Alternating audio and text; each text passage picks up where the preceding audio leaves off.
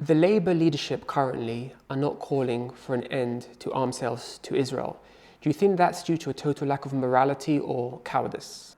I would like to think it was cowardice, because everything they've done since they've been the leadership team has been cowardly, unprincipled, unthought through. I mean, let's think back to Black Lives Matter, how long it took them to say anything about what was happening in the US.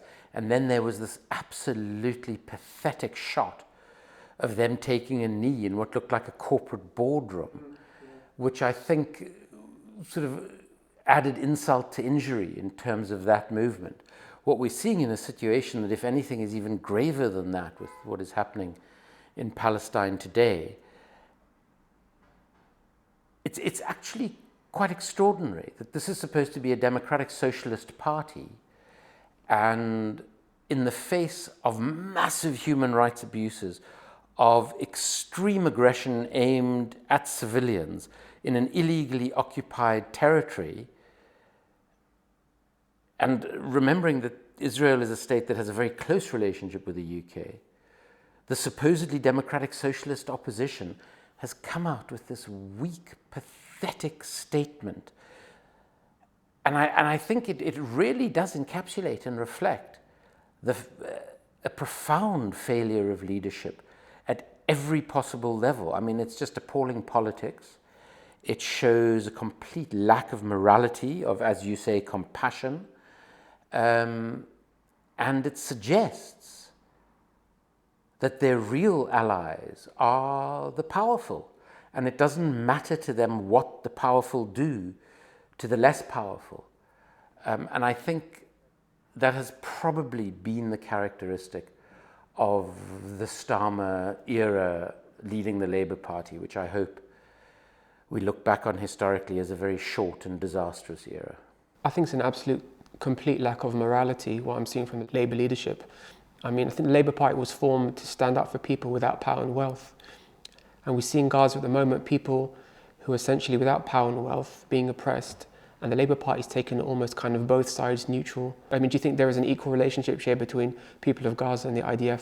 Desmond Tutu once said, if you come with this narrative of balance, of two equal sides, in the face of oppression, you are effectively endorsing, supporting, and reinforcing oppression. And so the message from the Labour Party is doing exactly that. It is accepting a brutal, illegal occupation of the Palestinian territories. It is accepting the appalling criminal behavior we've seen by right-wing Israeli thugs, the invasion of the Al-Aqsa Mosque and burning of it, the most horrific racist slogans. And what are you looking for?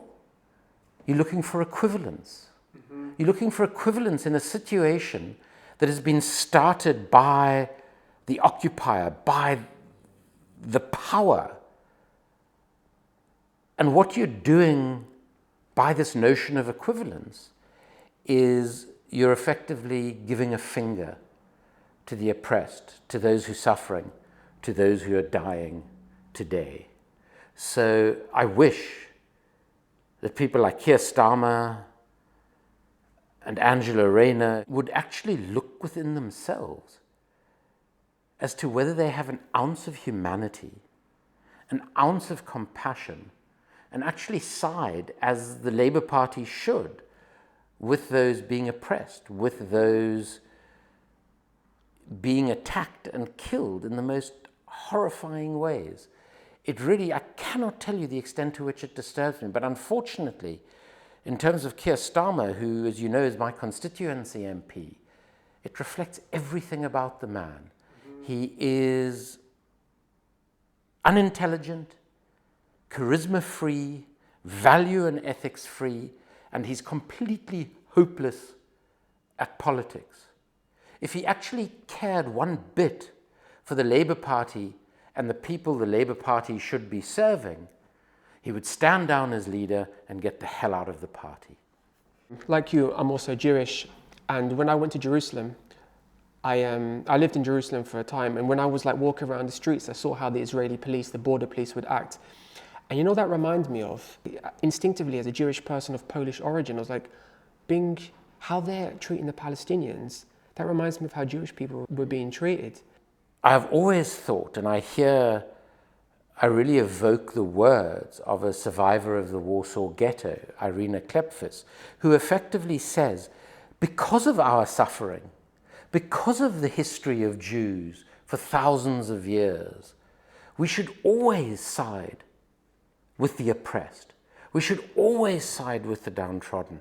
And she then uses the examples of the undermining of daily life in Palestine as examples of where Jews, from our experience of the Holocaust, from our experience of thousands of years of suffering, should be absolutely appalled by what the Israeli government does in the occupied territories, and particularly is doing as we speak. What we've seen since the bombing of Gaza happened is some of the people who had been calling Jeremy Corbyn a racist the last few years, those very same people, often in the Labour Party, in the Tory Party, in the Israeli media, UK media, they've been engaging in some horrific anti-Palestinian, anti-Arab racism. Do you think that at the end of the day, it was never Jeremy Corbyn who was a racist, but those who actually called him a racist, they were the racists? Well, the question that I ask myself all the time is, where are all of these people? Where is Margaret Hodge, who called Corbyn an effing racist and an anti-Semite to his face, despite having benefited materially from the apartheid regime in South Africa? Where has she been on the atrocities that are being committed in Gaza? Where have all of those people been? They seem to have this notion of some sort of hierarchy of racism, whereby for them, their very narrow and, I would argue, deeply flawed notion of anti-Semitism is right at the top of the pyramid, and that all other forms of racism come below that. The manifestation of what we're seeing in the occupied territories as we speak is the result of the Israeli government regarding the Palestinians as less than human. And I fear that that sort of mindset has become more and more acceptable around the world. Why are centrists and right-wingers so angry with people who consider Palestinians to be human beings? There's a strange manifestation in politics that I experienced during apartheid in South Africa. You're doing something that somehow, be it unconsciously or not, you know is wrong and is immoral. And the only way you can justify it is to dehumanize those who you're oppressing. I mean, we saw it obviously done by the Nazis in relation to the Jews. They needed somebody on whom they could blame everything. And we should remember it wasn't only the Jews, it was predominantly the Jews, but there were all sorts of other groupings, those on the left, homosexuals, disabled people, Roma people. There were all sorts of victims of the Nazis, and they had all been dehumanized. I saw it in apartheid South Africa. I see it in a strange way in our sort of slightly insane neoliberal societies like the UK and the US, where people who have been materially successful think that people who have not are somehow inferior to them. And I find it really disturbing that people in what you're calling the center, what 10, 15 years ago we would have called the right wing, to be honest. What we're calling the right wing today is what I would have described as the far right wing there. I think there's this notion of hierarchy. And unfortunately, it sort of infused New Labour from the moment that Peter Mandelson claimed that we are very comfortable with people getting filthy rich, from the moment that Tony Blair thought it appropriate to make money personally out of the decision to invade Iraq and out of his association with BAE Systems, the British arms company, that has made him tens of millions of pounds since he left office, and this sort of awful, arrogant superiority that manifests. it's almost as though they're building into their worldview an incredibly basic Darwinism, but one that has horrible consequences, that huge swathes of people are irrelevant and it doesn't matter what happens to them. I would say that it is morally bankrupt to refuse to support those suffering in Gaza, like some of them do people suffering elsewhere. I think politically, part of how it manifests is that Israel is symbolic of an enormous amount to them. And what they've done, since the sort of weaponization of anti-Semitism against Jeremy Corbyn, is they've used any criticism of Israel as the sort of leitmotif, as the sort of indicator of whether your politics are acceptable or not. And as a consequence, to be able to do that, they have to blind themselves to what Israel is doing. And the way in which they do that is by completely distorting the chronology of events so that they can always claim that Israel is doing this appalling thing or these appalling things to defend itself. The ideology of so-called centrists and right-wingers is the inability to stand up for basic morality. And on the other hand, we do have someone like Jeremy Corbyn, who's always stood up for what's right, is actually the one who's hated. And then we're starting to see it towards, slowly but surely, we're starting to see it towards Zara Sultan or other people in the next generation. I mean, I think what we're seeing is we're seeing a situation where a committed anti-racist who calls out all human rights abuses, regardless of who commits the abuses, in Jeremy Corbyn, has effectively been driven out, not just of the leadership, but Keir Starmer's removed the whip from him still and would love to see him outside of the Labour Party. Whereas people like Starmer, Hodge, and of course, many in the Conservative Party and the Liberal Democrats, they call out human rights abuses only when it suits their political agenda. They have no universal commitment to human rights abuses, because if they did, how could they not be at the forefront of the demands for Israel to stop not just what the killing that is going on today, but to stop the brutal, ongoing illegal occupation? You can't pick and choose which human rights you're going to condemn. You can't pick and choose which racisms you're going to condemn. You're either for human rights everywhere or you're not. You're either against racism everywhere and in every form or you're not. And the problem is that certainly in Britain today, and this pervades the political class, it pervades the media, we have a situation where those who pick and choose their human rights, who pick and choose their racisms, seem to be in the ascendancy. And frankly, I find it morally reprehensible, and I find it scary. I think that the moral core of this country, and I'm not even a British citizen, the moral core of this country is in a very, very corroded state. What should the British government be doing now? What should the Labour Party be doing now to put pressure on the Israeli government to stop dehumanizing the Palestinians? What the Labour Party should be doing is demanding that the government of this country, the United Kingdom, immediately ceases all arms dealing, all arms sales to Israel, all training with and of Israeli military personnel or police. And it should be supporting a boycott, divestment, and sanctions movement against the Israeli government. And the reason I say that is because it is the BDS movement that crucially, together with the oppressed people of South Africa, brought about the end of apartheid in South Africa. And given how stratospherically far the Israeli government is on the right wing of politics today, how intransigent they are, and frankly, how corrupt and murderous they are, it is only BDS that is going to exert any pressure on Israel to end its occupation of the Palestinian territories. In terms of arms sales, are British companies supplying the Israeli government with arms?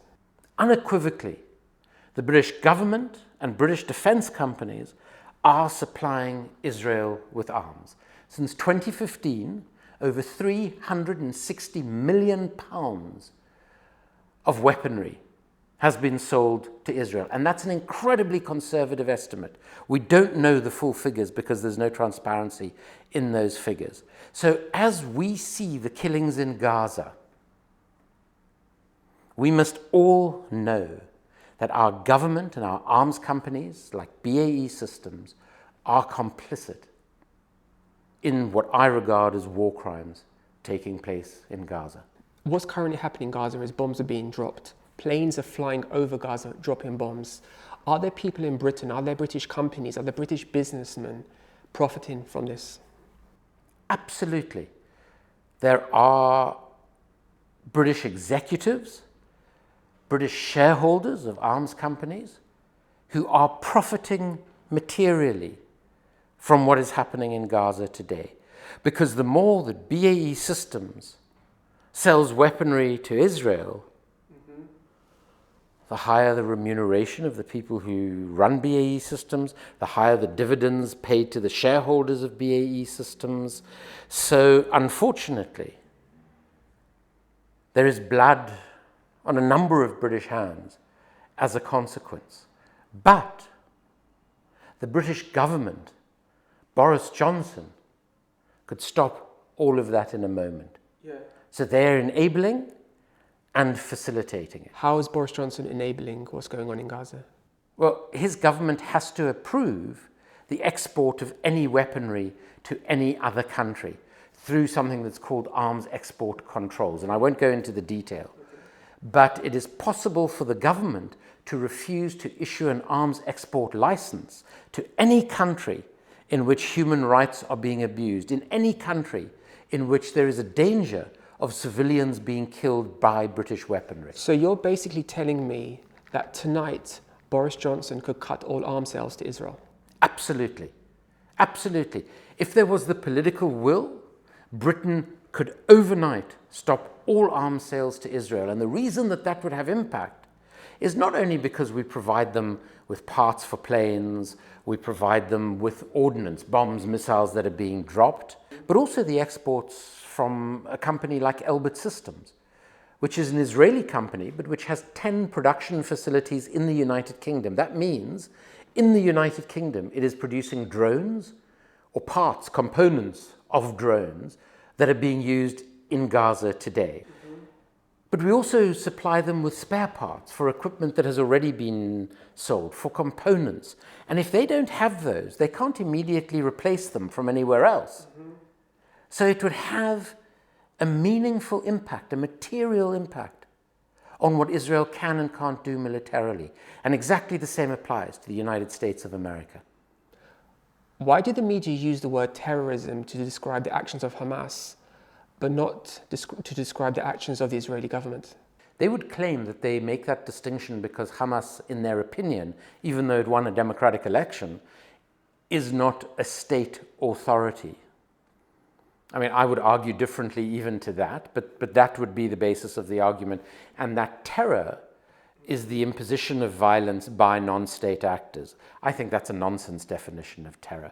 I think we have seen over the years governments, from the Chinese and Soviet governments to the American and British governments, amongst many, many others, committing acts of terror all over the world on an ongoing basis. It's the notion of the empires that have been created by Britain and today the United States of America. I mean, if we see some of the horrific activities of the United States of America, they should be described as terrorist actions. So I've always had problems with the use of the word terror and terrorist for the very simple reason that my former boss, Nelson Mandela, was described as a terrorist by Margaret Thatcher and Ronald Reagan. If they wanted to use so broad a definition, then the reality is that Margaret Thatcher and Ronald Reagan were far more the terrorists than Nelson Mandela, because Nelson Mandela was fighting to free a majority population in subjugated South Africa. Thatcher and Reagan were engaged in military adventures where innocent civilians were being killed in myriad countries around the world because of their ambitions of empire, ambitions to effectively clear the way for large American companies to make profits in these countries. We saw it throughout Latin America through the 70s and 80s. We saw it in almost every region of the world. And unfortunately, we've been seeing it in the Middle East for decades. So I think we've got to be very careful about the use of words like terror and terrorist. And if they're going to apply to people who are fighting for their liberation, they are 100% applicable to those who head our governments. It's the same thing about arms dealers. You know, people have this notion that the arms dealer is the Nicolas Cage character in The Lord of War. The reality is the biggest arms dealers on the planet are the heads of our governments. Joe Biden buys and sells more weaponry than the rest of the world combined. Boris Johnson buys and sells more weaponry than the vast majority of the rest of the world.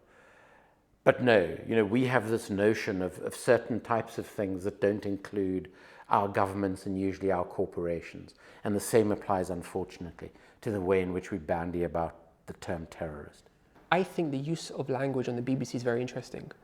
I've seen them use terms like militants, violence, terrorism to describe Hamas, but they don't use that language to describe the IDF. They also don't use that language to describe American troops in Iraq or Afghanistan. Why do you think the BBC do that?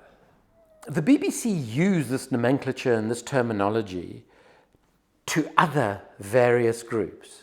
So the underlying assumption of the use of that language is that we are superior, that what we do is acceptable because it's for a good cause, but what they do, those who don't adhere to what we see as an accepted establishment, what they do is wrong and illegal. And that's the reason they do it. And it's something that's been done by the powerful throughout history.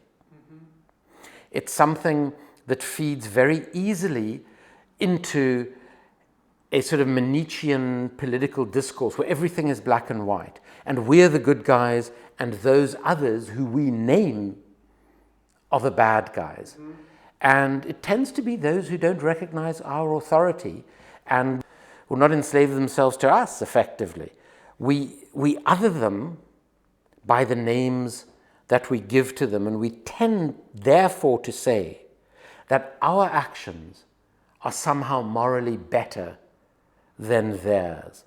And even the example of equivalence tends to do the same thing, that Israel is justified in bombing Gaza the way it is and killing innocent civilians and many, many children, completely ignoring the fact that the first rockets from Gaza were only launched after the Al-Aqsa Mosque was invaded and burned, ignoring what had been going on with Jewish settlers expanding into more and more of the occupied territories, not with the consent of the Israeli government, with the active endorsement and approval of the Israeli government, whether written or unwritten.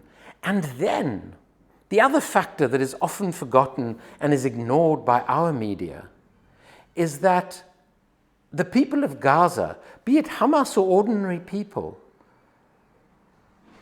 have virtually no weapons to defend themselves, whereas Israel is one of the most weaponized states on the planet, and probably is the most weaponized per capita outside maybe of North Korea. And we talk as though, you know, these are two equal protagonists, where we have been instrumental in arming the one to become this complete Goliath. And our media cannot acknowledge that Hamas, those in Gaza, are actually David, ironically. Because then it calls into question our own morality. And unfortunately, the state broadcaster in this country has, over the past decade or so, become more and more a protector of the political establishment. I think we do have an issue with the media here and globally, that the defense companies are incredibly prominent, some of them, in media ownership. That's particularly in the case of the United States of America, and interestingly, to some degree in Israel. There are some overlaps between the holding companies owning weapons makers and owning media outlets. But even more than that, the defense companies create what C. Wright Mills described as a military metaphysic, so that everything about our society is perceived through a military lens.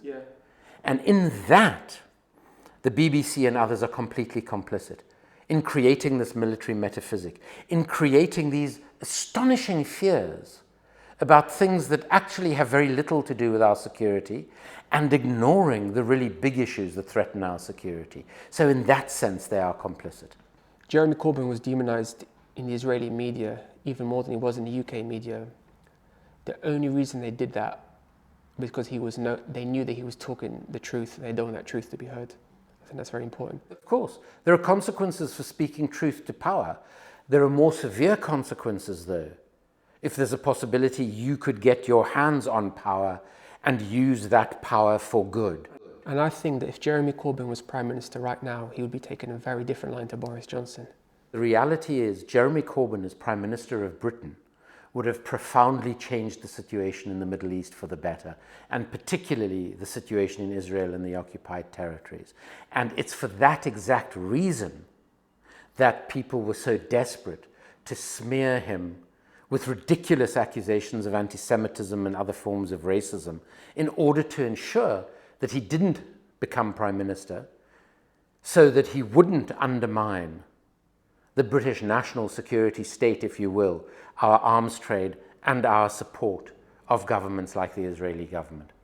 And it's for that exact reason that Jeremy Corbyn could not be allowed to become Prime Minister of Britain. And it's for that reason that Britain and Israel feel so much more comfortable with Keir Starmer, because Keir Starmer is simply not a threat to the establishment, including how it impacts British foreign policy, which of course includes its policy towards Israel and the occupation. We have to be aware that people of Gaza are not just dying because of bombs, they're also dying because of the siege of Gaza by the Israeli government, whether it's the land blockade or a sea blockade. People don't have electricity, they don't have medical supplies. Even outside of the current attacks, the current siege, the life of those in Gaza is unbelievably difficult. I mean, people often can't get the healthcare they require. They can't get sometimes even the food they require. And this is in the normal course of life, because this is life under a brutal illegal occupation. Under siege, it's obviously, and blockade, it's obviously so much worse. And all of those things become even scarcer. When you then throw in the fact that the quality of water in Gaza is appalling and is therefore itself a huge health threat, the fact that there are certain sophisticated medical requirements that can't be met in Gaza itself, and people now have no access to that sort of medical care, the fact that people can't provide themselves and their families with basic nutrition at a time of siege and blockade. These are all incredibly inhumane. These are all the acts of an aggressor in war. So it's not just about ending the siege on Gaza, which happens every few years. And let's not forget that after every incursion into the occupied territories, the Israeli defense industry, the weapons makers and sellers, the homeland security equipment suppliers, they hold arms fairs to show how successful their equipment has been in causing this awful suffering. What needs to happen, in addition to the end of the siege, is that the occupation of Palestine has to end. It is extraordinary that in the year 2021, there is this population who were displaced from their land, who still live under occupation or in exile. And it is only when the British and the American and other Western governments say to Israel that that is no longer acceptable, that the occupation will end.